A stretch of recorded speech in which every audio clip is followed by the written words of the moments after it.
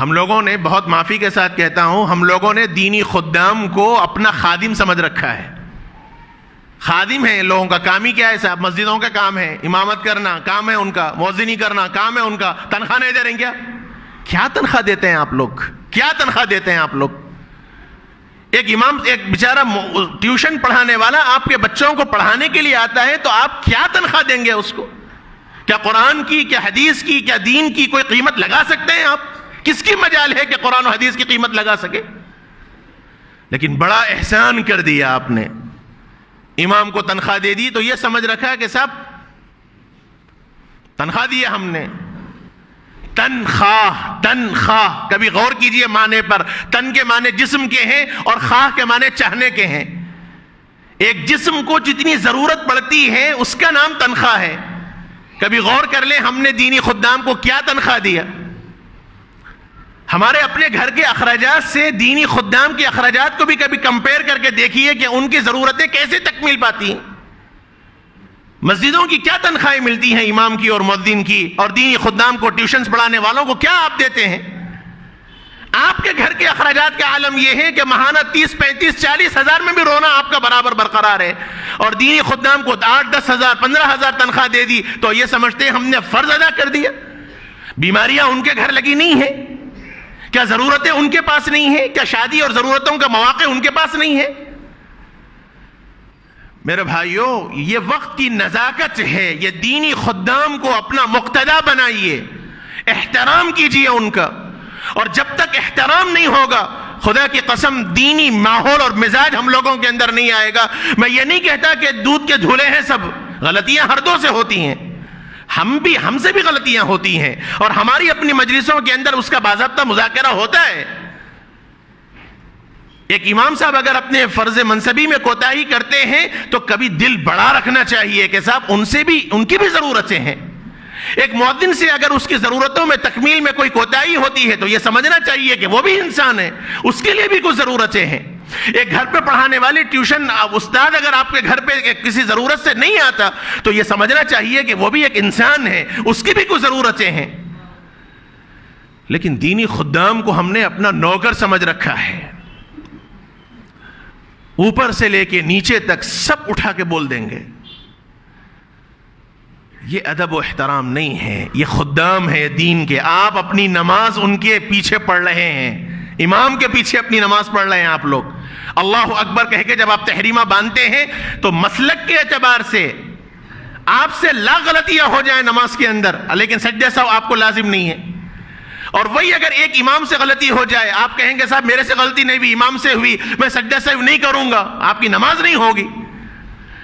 امام کو جب آپ نے اللہ اکبر کہہ کر تحریمہ باندھ دیا تو آپ نے اپنی نماز کو امام کے حوالے کر دیا. اب آپ اپنی مرضی نہیں چلا سکتے. امام رکوع کیا تو رکوع، امام سجدہ کیا تو سجدہ. یہ حال ہے امام کا. اور ہمارے پاس اماموں کا مقام و مرتبہ کیا ہے؟ مؤذن اعلان کرتا ہے، آپ کو وقت شروع ہونے کی اطلاع کرتا ہے، وہ آپ کو ندا لگاتا ہے، حی علی الصلاح، آئیے نماز کی طرف، آئیے کامیابی کی طرف. وہ آپ کو آپ کے دنیا کے جھمیلوں سے نکال کر اللہ کے گھر کی دعوت دے رہا ہے. اور ہم نے مؤذن کا کیا مقام و مرتبہ رکھا؟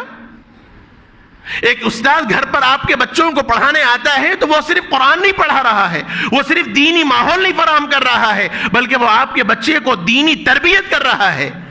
وہ آپ کے بچوں کو مرتد ہونے سے، وہ آپ کے بچوں کو دین بیزار ہونے سے بچا رہا ہے.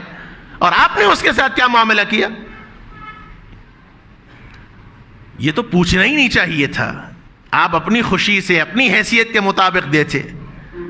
لیکن یہ جو بھاؤ تاؤ کیا جاتا ہے ٹیوشن پڑھانے کے واسطے، کیا لیں گے صاحب، کتنا لیں گے صاحب، بہت زیادہ ہے صاحب، 4 بچے ہیں صاحب، کچھ تو کم کیجئے صاحب. مذاق بنا رکھا ہے دین کا ہم لوگوں نے. اور اس میں بھی سوچیں گے صاحب کون کم لے رہا اس کے پاس بھیجاؤ، چاہے بچے کی تجوید آئے نہ آئے، چاہے وہ ماحول آئے نہ آئے. اور استاد پڑھا کے چلا گیا تو کبھی اتنی توفیق ہم لوگوں کو نہیں ہوتی کہ بیٹھ کر تھوڑا پوچھیں کہ بیٹا آج مول صاحب نے کیا پڑھایا تم سے. ہر آدمی یہاں بیٹھا ہوا ہر آدمی اپنے دل پر ہاتھ رکھ کر سوچ لے، میرا فرض ہے، میں اپنی فرض ادا کر رہا ہوں. میں مذاکرے کے طور پر آپ سے کہہ رہا ہوں، میں کوئی تنقید نہیں کہہ رہا ہوں آپ کے اوپر. میرا فرض ہے وارث رسول ہونے کی حیثیت سے ہم میں کا ہر ساتھی اپنے دل پر ہاتھ رکھ کر یہ سوچے کہ میں اپنے بچے کی تعلیم کے واسطے اور خاص طور پر دینی تعلیم کے واسطے کتنا فکر مند ہوں،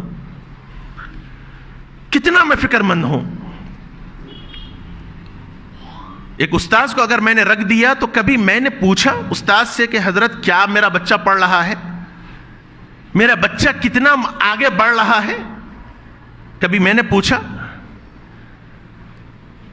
استاذ اگر لاپرواہی کر رہا ہے تو وہ بھی انسان ہے، لاپرواہی اس سے بھی ہوتی ہے۔ ہمارا کام ہے ادب کے دائرے میں رہ کر ان سے بھی بات کی جائے کہ مول صاحب اتنا وقت ہو گیا، بچہ آگے نہیں بڑھ رہا، کچھ خیال کیجئے۔ یہ چیزیں ہمارے پاس نہیں ہیں تو پھر ادب کہاں سے آئے گا ہماری اولادوں میں، دین کہاں سے آئے گا؟ آج بچے بلوغت کی عمروں کو پہنچ رہے ہیں، بلوغت کی عمر کو پہنچ رہے ہیں، بالغ تک ہو جا رہے ہیں بچے، لیکن ان کو غسل کے فرائض نہیں معلوم ہے۔ یہ سچی باتیں میں کہہ رہا ہوں آپ سے، کوئی فرسودہ باتیں نہیں کہہ رہا ہوں۔ غسل فرائض، غسل کن چیزوں سے واجب ہوتا ہے، غسل کس کو کہتے ہیں، غسل فرض کیسے لیا جاتا ہے، یہ نہیں معلوم۔ ان کو بس یہی معلوم ہے گھر میں بابا نے شاور لگا دیا، شاور کھول دیا، ٹھہر گئے، نہا لیے، ختم۔ لیکن غسل میں نیت بھی ضروری ہے، کیسے غسل ہونا چاہیے، غسل کے آداب کیا ہیں۔ نہ باپ کو اتنی فکر ہے کہ وہ اپنی اولاد کو سمجھا سکے، نہ استاذ کو باپ نے بتلایا کہ میرا بچہ قریب البلوغ ہے، ذرا آپ اس کی فکر کریں۔ یہ ضرورت ہے میرے بھائیوں، خاص طور پر اولاد اور اولاد میں بھی لڑکیوں کی بہت تربیت کی ضرورت ہے۔ اپنے گھر میں دینی ماحول کو پیدا کرنے کی ضرورت